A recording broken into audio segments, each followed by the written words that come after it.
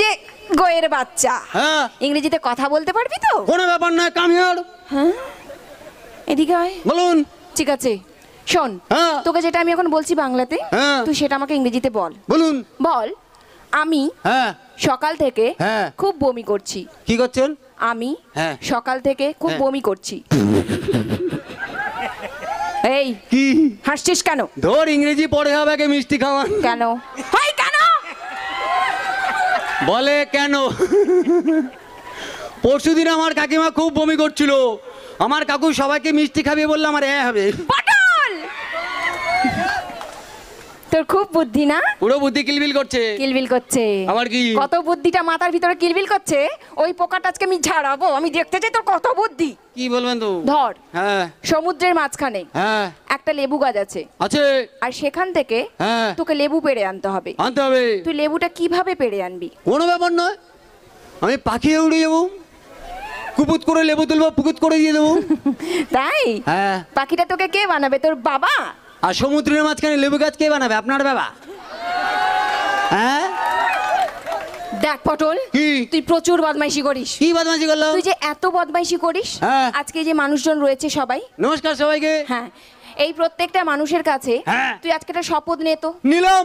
যে আজ থেকে আজ তোকে আমি ভালো হব। আমি ঢ্যামনা হবো। এই, তুই কানে শুনতে পাস?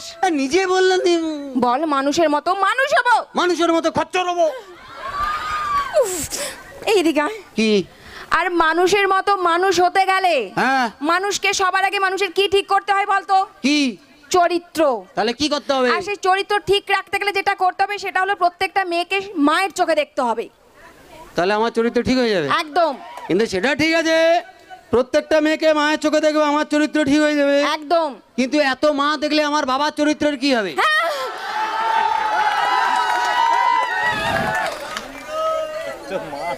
আমি বলেছিলাম না, হ্যাঁ সবকে সোজা যে গোয়ের বাচ্চা, হ্যাঁ ইংরেজিতে কথা বলতে পারবি তো? কোনো ব্যাপার নয়, কাম হিয়ার। হ্যাঁ, এদিকে আয়। বলুন।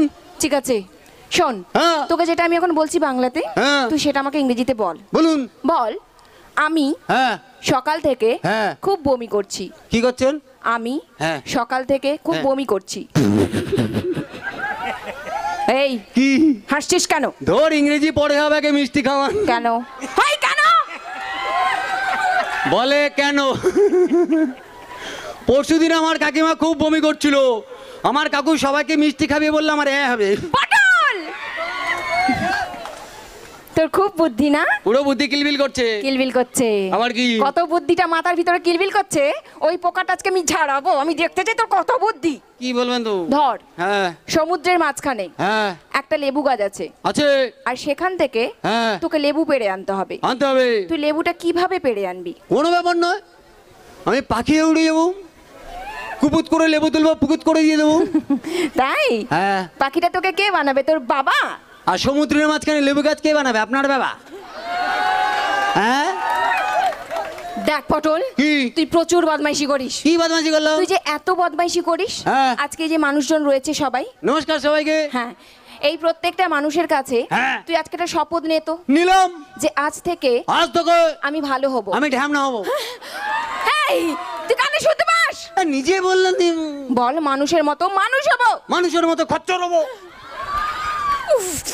এইদিকে আয়। কি? আর মানুষের মতো মানুষ হতে গেলে হ্যাঁ মানুষকে সবার আগে মানুষের কি ঠিক করতে হয় বলতো? কি? চরিত্র। তাহলে কি করতে হবে? আর সেই চরিত্র ঠিক রাখতে গেলে যেটা করতে হবে সেটা হলো প্রত্যেকটা মেয়েকে মায়ের চোখে দেখতে হবে। তাহলে আমার চরিত্র ঠিক হয়ে যাবে? একদম। কিন্তু সেটা ঠিক আছে, প্রত্যেকটা মেয়েকে মায়ের চোখে দেখবে, আমার চরিত্র ঠিক হয়ে যাবে। একদম। কিন্তু এত মা দেখলে আমার বাবার চরিত্রের কি হবে?